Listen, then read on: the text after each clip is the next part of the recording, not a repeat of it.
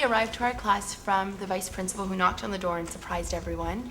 And the students were so excited because every day we come to school and we have a great time, but when something arrives and we don't know what it is, it's that extra excitement. We learned about inferring by guessing what was in the box. Walked into the classroom. It was the beginning of the day of a Wednesday. We walked in, the box was sitting over on the counter over there, and everyone was curious of what it was. We were very surprised when Mrs. DeJong came in and gave it to us. We discussed what could be inside. We used all these stamps and stickers to see if we could figure it out. It says from nobody to everybody. So I thought it was a pillow and a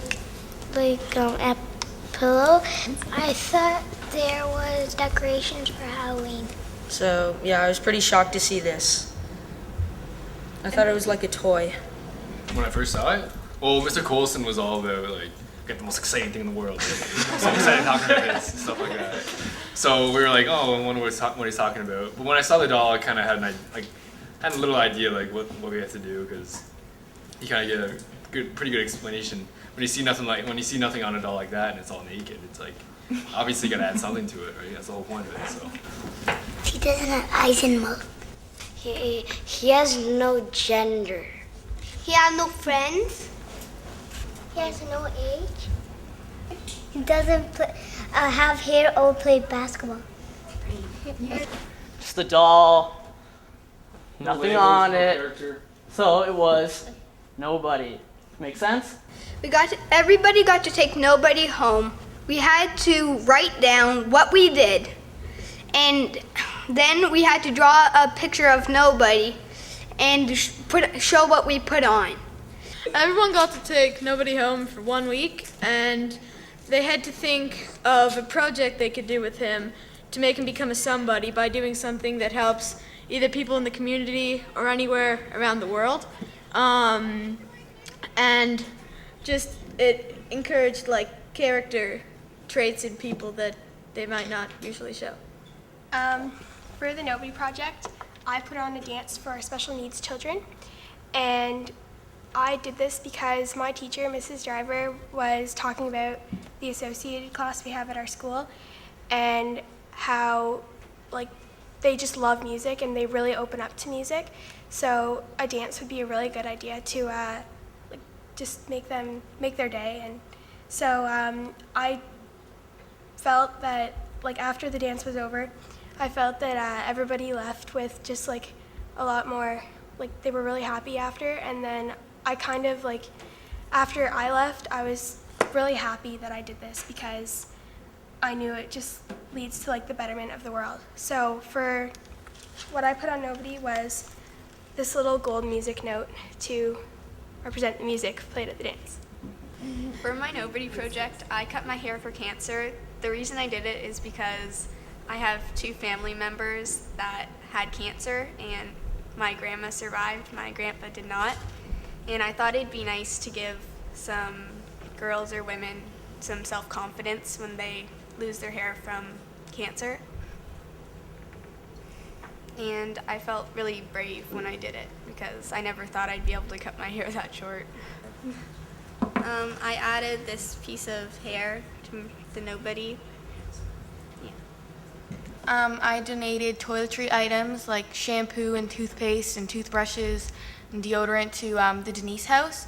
And the Denise House is a house for abused women to run to when they have nowhere to go, when they're abused by their husbands. My friend added this because he had a hole in his heart. Anything to help our community, anything you do, just little things, opens your eyes to what really needs to be done around here, and anything can help, so. And it doesn't matter what age either. Anybody can do it. It doesn't even have to be high school kids. It could be grade 2s, or it could be, doesn't really matter the age. I think the beauty about being older too is that when the younger kids look up to you, I remember when I was younger and I looked up at the high school kids and you're these guys are ancient, right? So when you see older people do this, it kind of sets a role model for all the younger kids. So kind of helps them. From the Nobody Project, I learned that you can help people in your community and the world easier than you think, and that one simple thing can make a big impact. I learned that it was better to give than to take and to help people before you think of yourself. And it made me feel really happy, like I did something that would change what was going on in the world. It made me feel really happy. I learned that although we're all kids, we're still capable of great things. Our class is only like 23 kids, and we helped hundreds of people. So if the whole school were to help out anybody, we could help thousands of people all over the world and make a huge difference. I learned that if our class puts our heads together, we can really accomplish anything. And like everyone's projects was awesome, and if everyone helped like one person, we can make a big difference in the world. I've learned that every little bit counts when you're like doing something for the world, and when you're doing this Nobody Project, it's bigger than just a little thing. In a society where we are now, where we look around and we can see standards lowering and how important it is as educators to bring that character education into the school and to foster altruism amongst our kids. So most definitely hop onto this one and you'll be amazed at what comes out of the children. So at first, I wasn't sure how it was going to fly.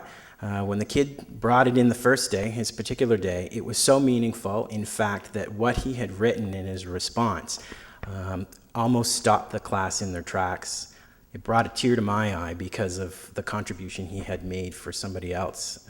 I would most definitely recommend it. And it's brought extra life to our classroom in that our Christmas concert theme ended up being on making a difference as well. So we're seeing it in other areas of the curriculum come out as well.